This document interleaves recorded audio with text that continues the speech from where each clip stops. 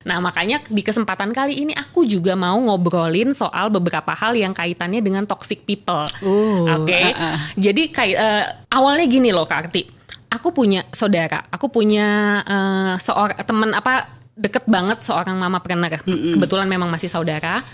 Dia itu lulusan S2 sebuah perguruan tinggi besar.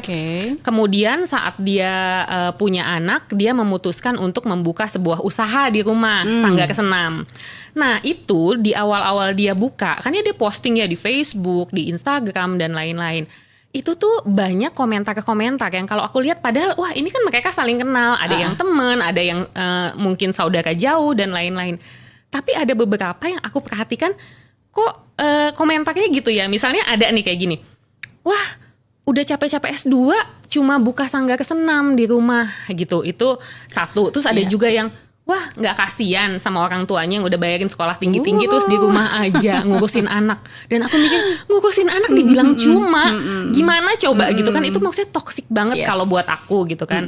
Nah, ternyata dari hasil ngobrol sama mamapreneur ini, dia juga memang dia bilang banyak sekali hal-hal negatif dari orang-orang dekat. Orang-orang jauh udah ada juga. Orang-orang dekat juga yang di satu sisi mungkin orang dekat itu nggak tahu apa nggak sadar kayak gitu. Mereka istilahnya dalam tanda kutip meracuni pikirannya si mamapreneur ini sehingga jadi nggak pede. Beberapa kali terpikir untuk gue tutup aja deh kalau kayak gini caranya. Iya gitu. Padahal sekarang setelah 5 atau 6 tahun kemudian itu udah jadi besar dan menurut aku wah itu mah yang kerja mungkin biasa kalah gitu penghasilannya sama dia gitu. Nah yang aku mau tanyain ke Kak Arti itu aku langsung ngebayangin itu ciri-ciri toxic people tuh kayak gimana ya. Maksudnya aku sadar bahwa itu adalah mereka adalah toxic people itu seperti apa sih Kak Arti?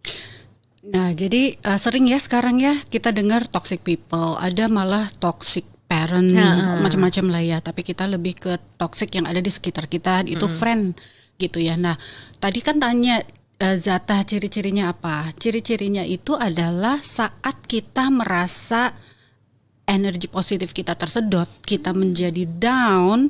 Nah itu udah meracuni diri kita. Toxic itu kan racun kan, sesuatu yang memang pada akhirnya itu bakalan merusak diri kita, terutama mental kita. Nah apakah dengan bergaul dengan seseorang itu kita merasa lebih motivasinya lebih turun atau kita lebih naik? Kalau lebih turun artinya orang tersebut itu bisa dikategorikan sebagai toxic people. Tapi jangan salah, bukan seseorang yang kita labelkan ya, kita melabelkan toxic itu ya kita harus hindari, itu enggak. Jadi saya juga punya banyak teman, punya banyak sahabat yang dia baik banget, care banget, tapi ada sisi lainnya yang toksik itu loh. Jadi bukan berarti yang toksik itu kita hindari, kita lihat dulu toksiknya di bagian apanya nih. Nah kita harus tahu dulu, baru nanti kita tahu bagaimana cara menghandle-nya. Oke. Jadi kalau dari penjelasan Kak Arti tadi, toksik itu nggak berarti kayak yang tadi aku kasih contoh di awal, dia menjatuhkan secara langsung kayak bilang, ih sayang banget udah sekolah tinggi-tinggi. Aku juga jadi tiba-tiba jadi keingetan, aku juga punya temen yang cukup deket malah gitu, yang kadang-kadang bukan sebenarnya nggak bikin aku down, tapi abis aku ketemu sama dia, aku jadi ikut mikirin semua masalah-masalah dia. Itu dan setiap ketemu gitu kan. Nah, setiap ketemu curhatnya juga kurang lebih mirip-mirip itu aja dan memang kayaknya berat banget gitu. Jadi aku mikir apakah itu juga toxic people? Iya betul. Terus kalau dikasih tahu ngeyel. Yes. Ya kan? Jadi nasihat kita tuh kayak nggak berguna gitu. Nah jadi kan kita kesel kan. Nah itu kan bikin kita kesel, bikin kita ini orang udah gue kasih tahu juga kan, gue udah bilang gitu kan. Nah kita kan nggak nyaman dengan itu gimana sih? Gue jadi kesel sama dia, udah gue kasih tahu bla bla bla bla. Itu secara tidak sadar itu udah membuat racun di diri kita. Jadi yang namanya toksik itu kita tidak bisa batasannya apa itu nggak ada, tapi yang kayak penyakit ya. Kadang kalau imun kita lagi baik, iya itu nggak akan masuk ke kita. Tapi pas imun kita lagi nggak baik, sedikit bakteri masuk aja jadi sakit gitu. Nah itu seperti itu. Jadi ya kita harus tahu.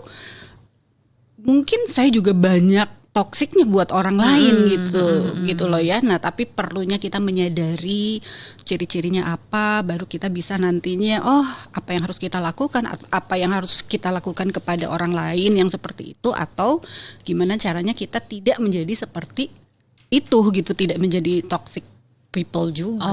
Oke. Ini pencegahan banget. Jadi maksudnya kadang-kadang kan kayak kita ngejudge orang, aduh toksik banget nih orang. Padahal kita sendiri jangan-jangan. Jadi kita harus ngaca dulu ya gitu untuk memperbaiki diri juga. Oke, ini menarik banget nih Kak Akti.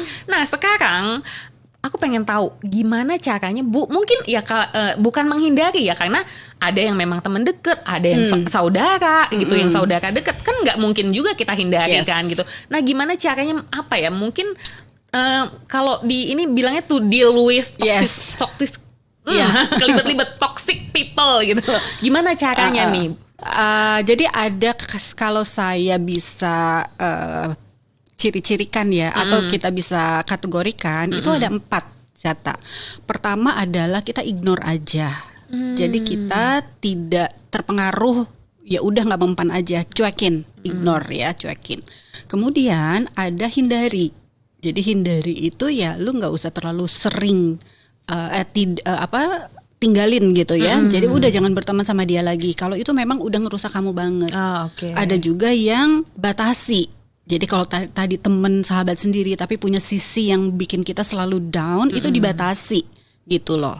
Kemudian ada lagi kalau kita udah tarafnya udah oke, itu influence gitu loh. Ayo, bisa nggak dia yang begini kita agak sedikit kasih pengaruh agar dia menjadi lebih positif gitu. Jadi ada 4 gitu ya. Jadi ignore, kemudian batasi, hindari atau tinggalkan, kemudian influence.